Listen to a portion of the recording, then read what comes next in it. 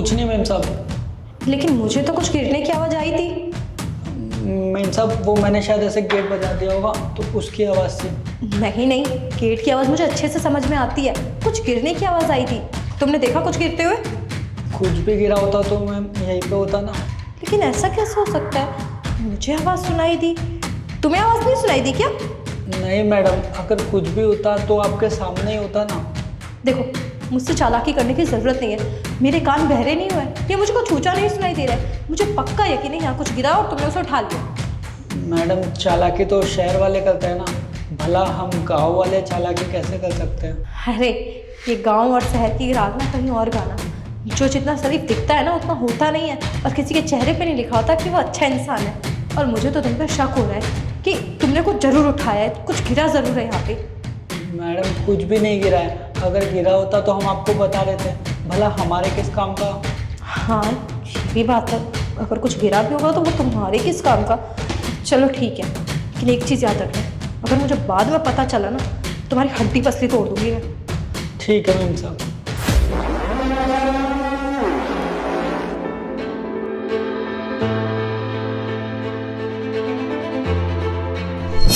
ओह अच्छा, अब समझ में आया क्या गिरा था उस टाइम। उस टाइम मेरे पैसे वहाँ पे गिरे थे।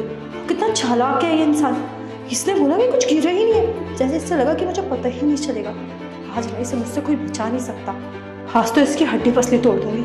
आज इसको देखो कैसे सबक सिखाती हूँ। मुझसे चालाकी करने चला था, अब इसकी चालाकी का नतीजा इसे भुगतना पड़ेगा।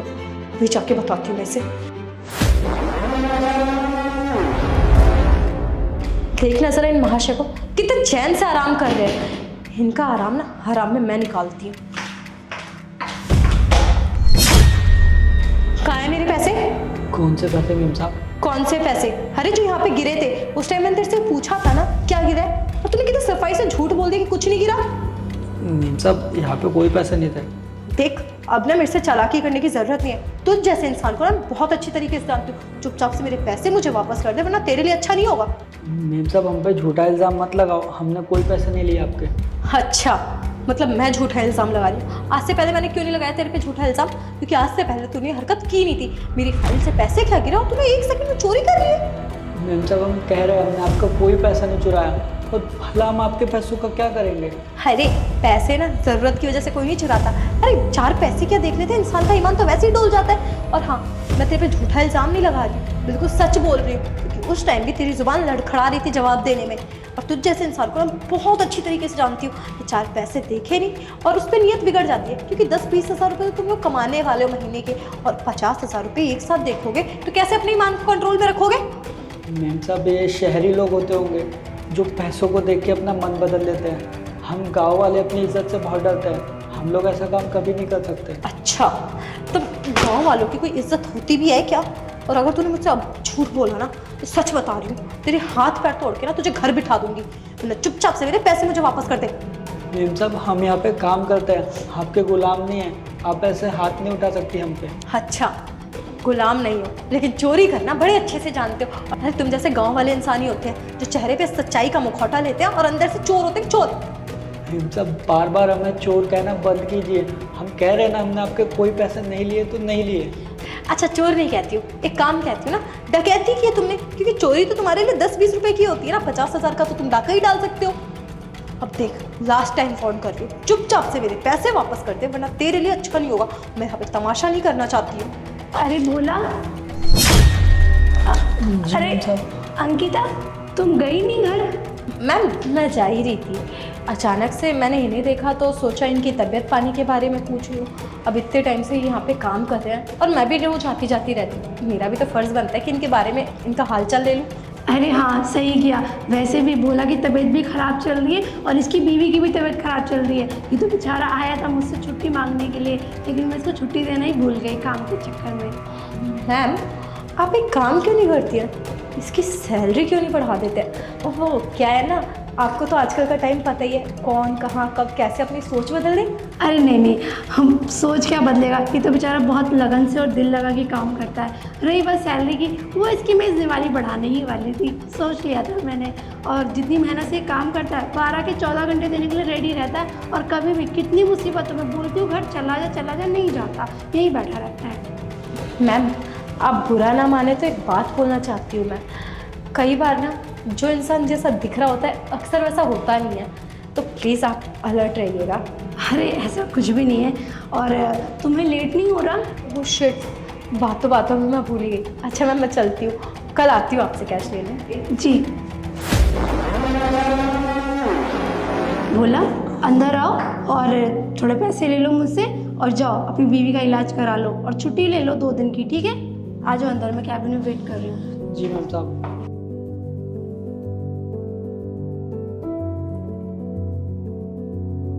इतने सारे पैसे क्या करें?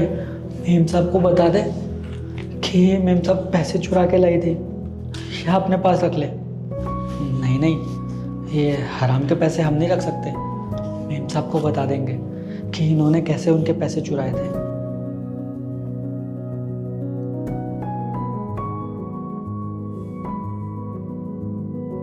मेम साहब। अरे बोला तुम आ गए, मैं तुम्हें थोड़े पैसे दे देती हूँ, तुम घर चले जाओ, अपनी बीवी का इलाज करा लेना और हाँ 2 दिन के बाद ही आना। मेम साहब, हम छुट्टी के लिए नहीं आए आपके पास। छुट्टी के लिए नहीं आए हो तो किस लिए आए हो बताओ? मेम साहब, ये पैसे हैं, हम ये देने आए आपको। ये सब क्या है बोला? तुमने चोरी करी? मुझे तुमसे ये उम्मीद नहीं थी। मैंने तुम्हें यहाँ रखा सेफ्टी के लिए। अगर मेरा सिक्योरिटी गार्ड ही मेरे घर में चोरी करेगा तो बाकी एम्प्लॉयज क्या करेंगे? नहीं मैम साहब, हमने कोई चोरी नहीं की है। उल्टा ये पैसे तो हम आपको लौटाने आए हैं। अंकिता मैम साहब के पास से पैसे मिले हमें। अच्छा, तो तू अब मुझे सिखा रहा है? अगर तूने चोरी नहीं करी तो तेरे पास कहाँ से आए? मैम साहब, हमने खुद अपनी आंखों से देखा, अंकिता मैम साहब आपके पैसे लेके जा रही थी। और ये मिस्टर गुप्ता के घर पूरे पैसे देकर आने कल आपको पूरे 10 लाख रुपए।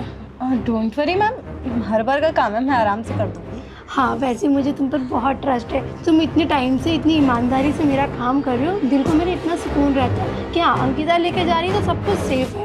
1 रुपए की भी इधर से उधर हेरा फेरी नहीं होती है, ना आज तक हुई है कभी हिसाब में कोई गड़बड़। और ना ही कभी होगी। आप इस चीज़ से बेफिक्र रहिए। और वैसे भी अगर आप मेरे ऊपर ट्रस्ट कर रही हैं तो कुछ सोच समझ के ही कर रही होंगी ना। और मेरी माँ ने मुझे यही सिखाया है कि कभी किसी का ट्रस्ट नहीं तोड़ना चाहिए। हाँ बिल्कुल सही बात है अंकिता। और एक सेकेंड, एक कॉल आ रहा है। हेलो। हाँ वो तो हो ही जाएगा, उसकी कोई दिक्कत नहीं है।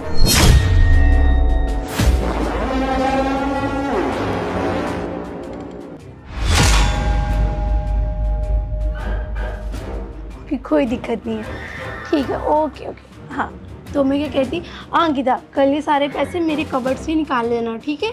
मैं सो भी रही होंगी तो भी ले जाना। ओके मैम, बट हाँ संभाल के रखिएगा, टाइम हाँ, खराब चल रहा है। ठीक है, ओके। मैं चलती हूँ। तुम जाओ।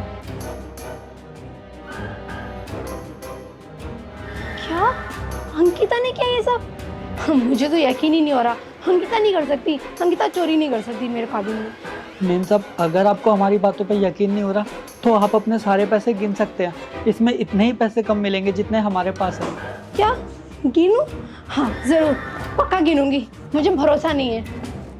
1 लाख, 2, 3, 4, 5, 6, 7, 8, 9, 10। मुझे यकीन नहीं हो रहा अंकिता ने पैसे चोरी करे।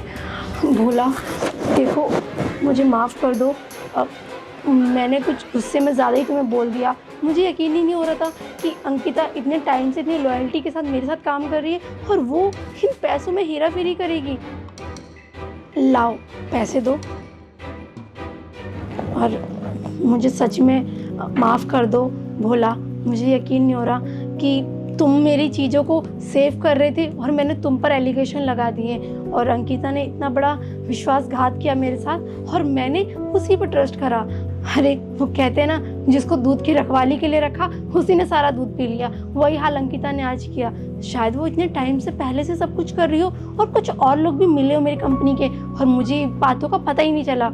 मुझे माफ़ कर दो बोला और आई एम सॉरी। हाँ एक काम करो, ये कुछ पैसे लो और जाओ अपनी बीवी का इलाज करा लेना और हाँ 2 दिन की छुट्टी लेके आराम से आना। मैम साहब, जब हमारी सैलरी का टाइम होगा ना तो हम आपको ये पैसे लौटा देंगे। ठीक है, अब तुम जाओ। चलते हैं। मुझे यकीन नहीं हो रहा अंकिता ने ऐसा किया।